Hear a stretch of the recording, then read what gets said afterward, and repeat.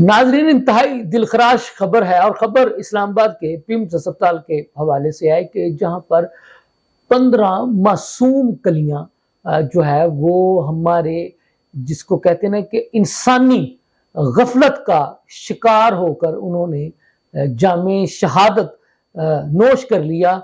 मेरा ये सवाल है कि फिर हम लोग जब इन ब्यूरोक्रेट्स, ये जो अस्पतालों के जो MS साहिबान होते हैं या जो CO साहब कह ले, जो भी AMS कह ले, तो ये भी एक ब्यूरोक्रेसी का ही एक हिस्सा होते हैं।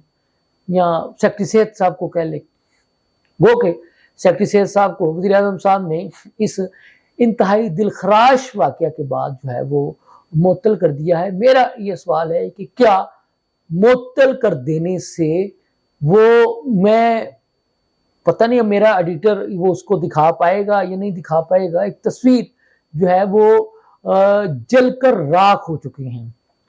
तो हम सब वालिदैन हैं, समझते हैं कहीं ये वाकया, यानी जो हमारे जो हुक्मरान है ना, ये बड़ा तस्करा करते हैं बरतानिया का, अमेरिका का, यूरोपियन ममालिक का। अगर ये खुदा ना खास्ता इस किस्म का दिलखराश वाकया, यानी जिसमें 15 नौमौलूद बच्चे इंसानी गफलत का शिकार होकर जलकर राख बन जाते, तो यकीन माने, मुझे नहीं कहना पड़ना था, वहां के वजीर आजम ने, वजीर सेहत का ने तो करना ही करना था ना, वजीर आजम ने भी अपनी जिम्मेदारी का एतराफ करते हुए आज खुद ही मुस्ताफी हो जाना चाहिए था। लेकिन आप ये देखें कि यहाँ पर जो वजीर सेहत हैं यानी मुस्तफा कमाल साहब, उनके कानों को जूं तक नहीं रेंगी, हालांकि वो बड़े वो बनते हैं इनकलाबी।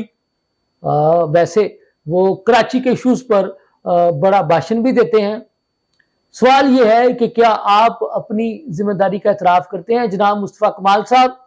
और वजीर आजम साहब, आप भी, क्या आप सेक्रेटरी सेहत को मुअत्तल करके आप समझते हैं कि आपने अपनी जिम्मेदारी अदा कर दी है? और मैं यहां ये भी पूछना चाहता हूं कि क्या मुअत्तल कर देना काफी है?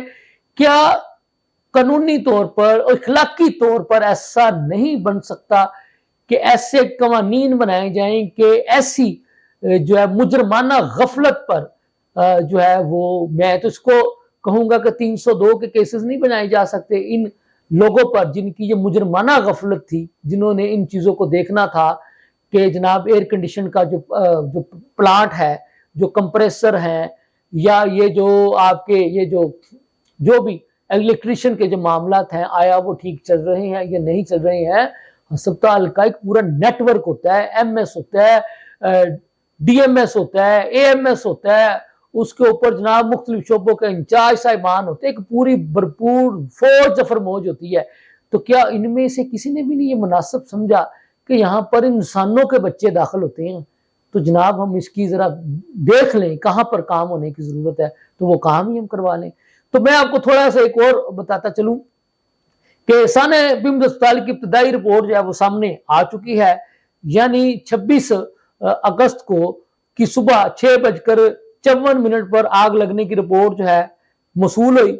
6 मिनट बाद फायर ब्रिगेड का अमला मौका पर पहुंचा। हादसे में जो है वो 15 नौमौलूद बच्चों की शहादत जो है वो हुई। 7 नौमौलूद बच्चों को रेस्क्यू किया गया, 10 खवातीन और 2 मर्दों को भी रेस्क्यू किया गया। ये जो CDA ने जो रिपोर्ट जारी की है ये मैं आपको बता रहा हूं।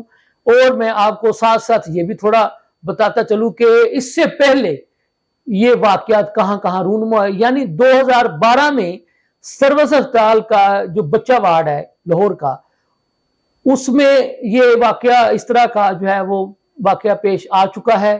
इसी तरह से अपना क्या कहते हैं, वार्ड में 2024 में साहिवाल टीचिंग अस्पताल की जो बच्चा वार्ड में जेर इलाज बच्चों की आतिशज़दगी से हलाकत, और अब पिम्स अस्पताल इस्लामाबाद में आग लगने से 15 बच्चों की हलाकत। क्या हम कोई हिफाजती इक़दाम नहीं कर सकते? पंजाब के सरकारी अस्पतालों में बिजली की वायरिंग का थर्ड पार्टी ऑडिट होना भी क्या जरूरी नहीं है? तो ये कुछ सवालात मैंने आपके सामने रखे हैं। उम्मीद है कि हुकाम बाला इसका जवाब देना पसंद करेंगे। मुझे इजाजत दें। अल्लाह हाफिज़।